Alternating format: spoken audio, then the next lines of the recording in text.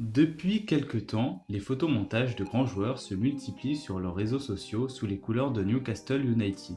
Les supporters se réjouissent de l'arrivée de fonds importants pour permettre à Newcastle de conquérir l'Europe. Mais la question est, pourquoi ce rachat et quels sont les risques? L'Arabie Saoudite est en train de vivre une des pires années niveau financier. Pour cause, le Covid-19 provoque la chute du pétrole dans la bourse. Cela ne leur empêche pas de racheter le modeste club de Première Ligue Newcastle, 13e du championnat.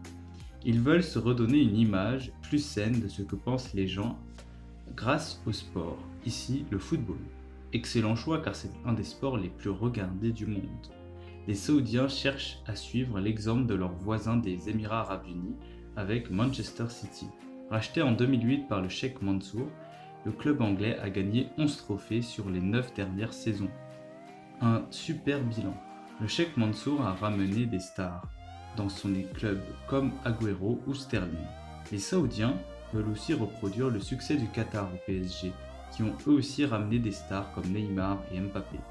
Cependant, le groupe BeIN a écrit aux dirigeants de la Première Ligue pour réclamer une enquête afin de déterminer si les Saoudiens sont les bonnes personnes pour diriger Newcastle.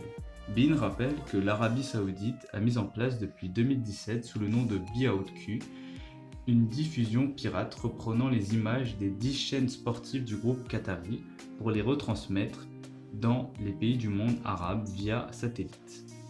Amnesty International a aussi écrit aux dirigeants de la Première Ligue pour l'avertir du risque de l'image de leur institution.